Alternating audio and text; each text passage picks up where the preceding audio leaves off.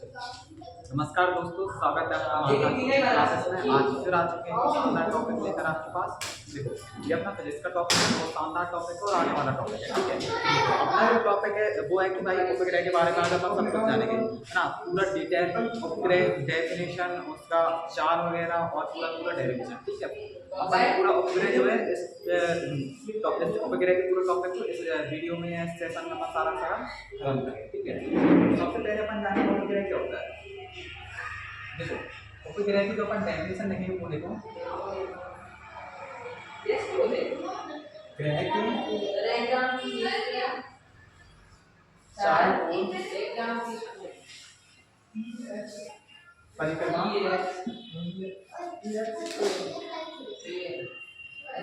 ग्रह के चारों ओर परिक्रमा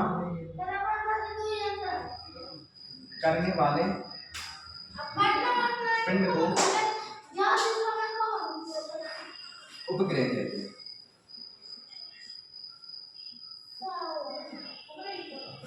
ठीक है, तो सिंपल देखो, पहला जो अपना पहला टॉपिक था कि भाई अपन सिंपल देखो, ग्रह जानते हो, जैसे सूर्य के चारों ओर जो परिक्रमा करेंगे वो सारे अपने ग्रह हो जाएंगे, है ना। जैसे मान लो पृथ्वी है ना, शनि, मंगल, ये सारे ये ग्रह हुआ। ठीक है, तो इन ग्रहों के चारों ओर जो परिक्रमा कर रहा है वो सब कुछ अपने पास हो जाएंगे, उपग्रह हो जाएंगे। जिसमें इसकी डेफिनेशन में कोई समस्या नहीं आनी चाहिए। भाई उपग्रह क्या होता है, तो हम बड़ी आसानी समझ गए, ग्रह के चारों ओर जो परिक्रमा कर रहा है उन्हीं को अपन क्या बोलते हैं, उपग्रह बोलते हैं। ठीक है, फिर जो अपने पास इसमें दूसरे टॉपिक आया कि उपग्रह की कक्षीय चाल।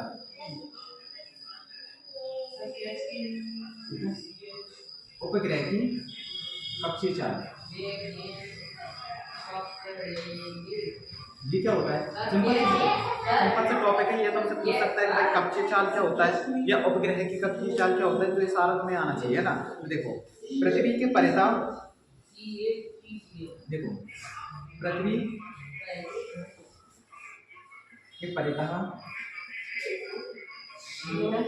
किसी निश्चित कक्ष में कोई उपग्रह, किसी निश्चित कक्ष में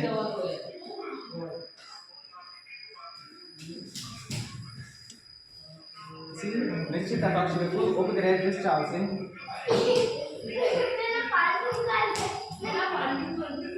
कोई उपग्रह जिस चाल से पृथ्वी की परिक्रमा करता है,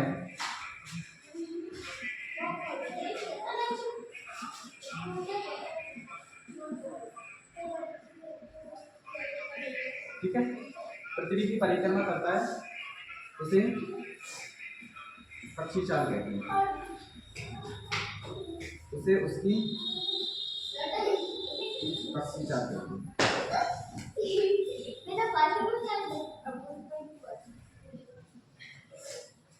इसे V0 से प्रदर्शित करते हैं।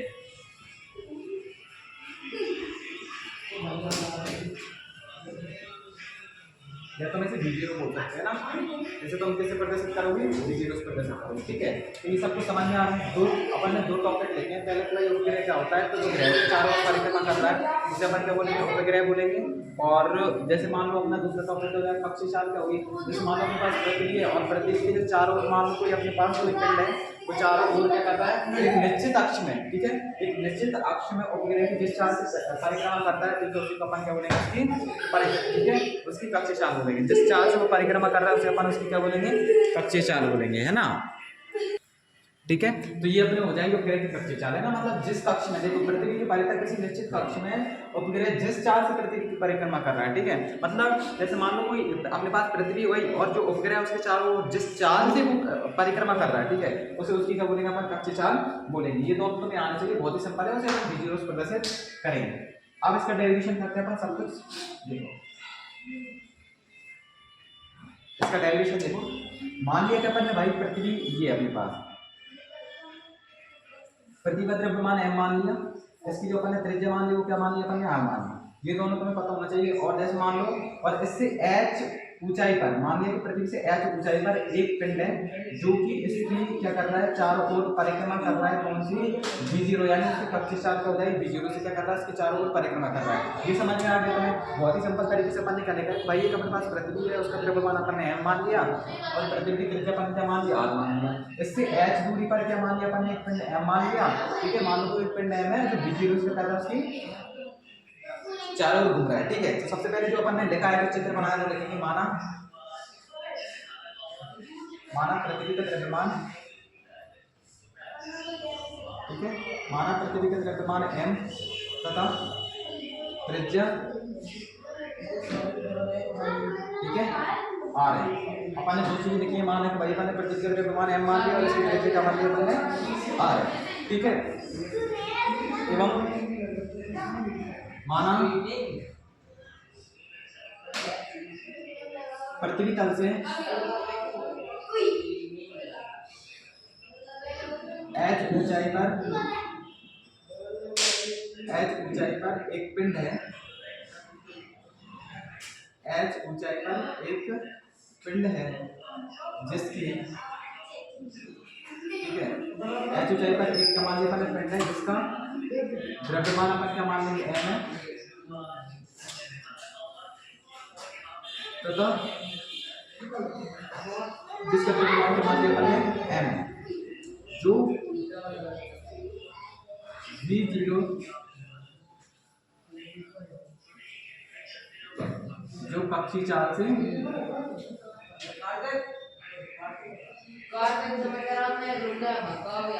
पृथ्वी की परिक्रमा कर रहा है।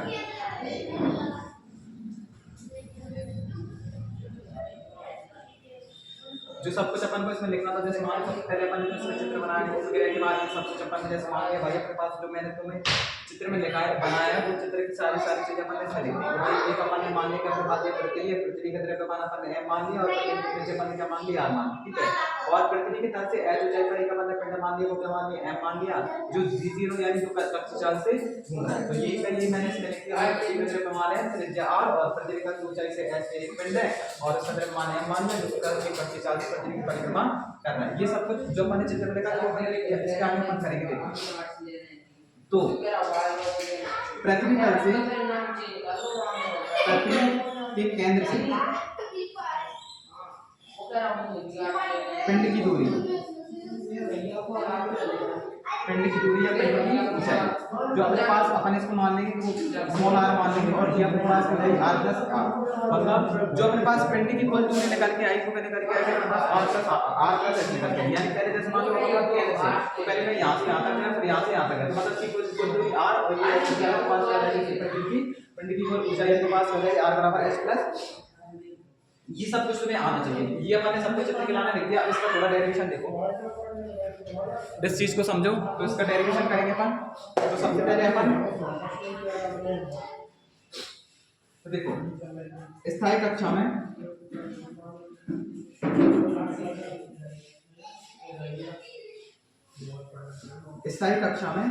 परिक्रमण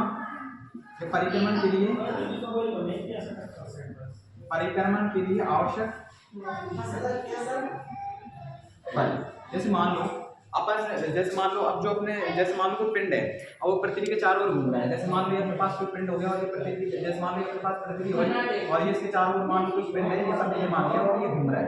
ठीक है, तो ये अपने पास जैसे घूमेगा तो ये इसमें दो बल काम करेंगे। एक तो पृथ्वी का अभिकेंद्री, देखो एक तो पृथ्वी का गुरुत्वाकर्षण बल काम करेगा, है ना। देखो गोल घूम रहा है तो अभिकेंद्री बल की वजह से घूम रहा है, और अभिकेंद्री बल जो अभिकेंद्री बल उसे किस चीज की वजह से मिलेगा, पृथ्वी गुरुत्वाकर्षण बल से। मान लो कि पृथ्वी की गुरुत्वाकर्षण बल होगा, इसकी वजह से तो ये इसके चारों ओर घूमेगा।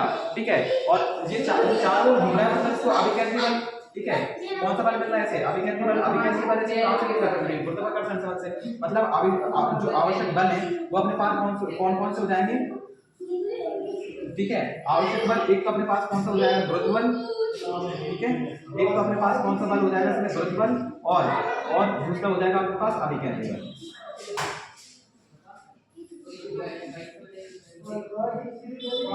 ठीक है, मतलब दो बल लगेंगे, एक अपने पास कौन सा हो जाएगा, गुरुत्व बल हो जाएगा, और एक अपने पास कौन सा हो जाएगा, अभिकेंद्री बल। इसको सब कुछ ले इसका स्क्रीनशॉट कर लो जो करना है, ठीक है। तो परिक्रमण करने के लिए से दो बल लगना है, ठीक है। लेकिन अपने पास कौन सा लग रहा है, दो बल लग रहा है, और एक अपने पास कौन सा लग रहा है, अभी केंद्रीय वाला, ठीक है। देखो गुरुत्वाकर्षण इससे पहले थोड़ी पढ़ जाएगी, अगर आपने पढ़ रखा है सब्जेक्ट की गुरुत्वाकर्षण कुछ हुआ दो अपने पास Gm/r², ठीक है। और अभिकेंद्री बल जो हुआ वो क्या हो जाएगा अपने पास mv²/r। ये तो तुम्हें पता होना चाहिए। देखो अभिकेंद्री बल, इससे पहले तुम्हें डेफिनेशन पढ़ रखी है, सब कुछ पढ़ रखूंगा कि भाई अभिकेंद्री बल क्या होता है, m/v²/r, और जो अपने पास गुरुत्व बल होता है वो होता है Gm/r²। ये दोनों अपने पास बराबर हो जाएंगे। इसकी कैलकुलेशन करेंगे अपन को, कौन सा मान निकालना है इसका, ठीक है। इसकी कक्षीय चाल के नाम निकालना है, तो अपन मान लो v0 को मान निकालूंगा, तो ये सब कुछ अपने पास इधर आ जाएगा, यानी ये अपने पास क्या हो जाएगा Gm/r²। तो इसमें जैसे इस साइड लेके आएंगे तो नीचे की संख्या ऊपर चली जाएगी, ऊपर की संख्या नीचे, इसके यहाँ से हम कर जाएगा, एक आपसे के पास एक r बच जाएगा, यहाँ पे अपने पास क्या बचेगा, यहाँ पे बचेगा अपने पास Gm बचेगा, नीचे अपने पास क्या बचेगा, r बचेगा। जैसे मैं साइड से रूट हटाऊंगा, इस साइड में मेरे पास अंडर रूट लग जाएगा, ठीक है। ये अपने पास क्या हो जाएगा, इसमें अंडर रूट लग जाएगा, सॉरी Gm बटे क्या आ जाएगा अपने पास, r आ जाएगा। ये दोनों समझ में आ रहा है, क्योंकि हम इससे पहले ये कुछ चीज लिख चुके हैं कि r बराबर अपने पास क्या होता है, r+h। ये अपन इससे पहले निकाल चुका है, तो v0 बराबर अपने पास इसमें क्या आ जाएगा, Gm, और बटे क्या आ जाएगा अपने पास r+h। ये दोनों अपन ने निकाल दिया, ठीक है। इतना सब कुछ समझ में आना चाहिए, इसमें कोई नहीं थोड़ी सी चीज अपन ने करी है कि भाई मैंने गुरुत्व बल किसके बल के बराबर किया, अभिकेंद्री बल, गुरुत्व बल का फॉर्मूला लिख दिया Gm/r², उसका कैलकुलेशन की, तो अपने पास ये आ गया, ठीक है। अब देखो दूसरा, इसमें अब अपन करेंगे, क्योंकि अगर मान लो अब इसका गुरुत्वीय त्वरण के नाम करेंगे, ठीक है। माना पृथ्वी का गुरुत्वीय त्वरण g है,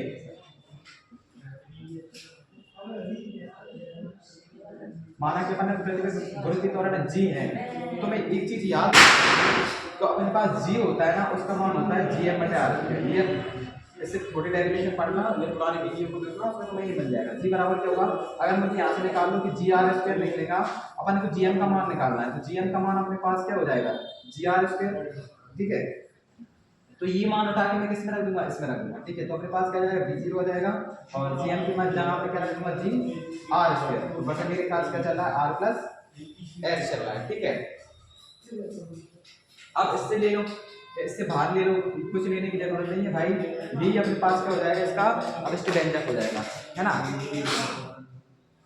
पर एक कंडीशन अपन लागू करेंगे, ठीक है। ये कंडीशन, ये इसका जो व्यंजक था वो अपना पूरा हो चुका है उपग्रह में, और उससे कुछ ज्यादा है नहीं, ठीक है। उपग्रह में अपन को जो करना था वो अपन ने सारा कर दिया, पर इसमें अगर तुम्हें एक सिचुएशन दे दे कि भाई यदि उपग्रह निकट हो, देखो यदि अपना जो उपग्रह हो, यदि उपग्रह निकट हो, तो अपना जो होगा r+h किसके बराबर होगा, वो r के बराबर होगा। मतलब बात समझो, अगर इस पृथ्वी के बहुत पास में भाई, अपना पृथ्वी है, इसके बहुत पास में अगर अपने पास कोई उपग्रह है ना, तो उसकी अपन, तो उसमें तो r+h तो उसमें आएगा नहीं, अपन उसको मान लेंगे r ही मान लेंगे, ठीक है। तो अपन इसको क्या लिख पाएंगे, v0 बराबर जैसे मान लो Gr²/r, ये हो जाएगा अपना, है ना। इसमें किसी को कोई समस्या नहीं आनी चाहिए। अब देखो, अब इसका पास थोड़ा एक r से मैं इसको एक r कर दूंगा, तो मेरे पास क्या बचेगा, v बराबर Gr, और ये अपन को इसमें सिद्ध करना था।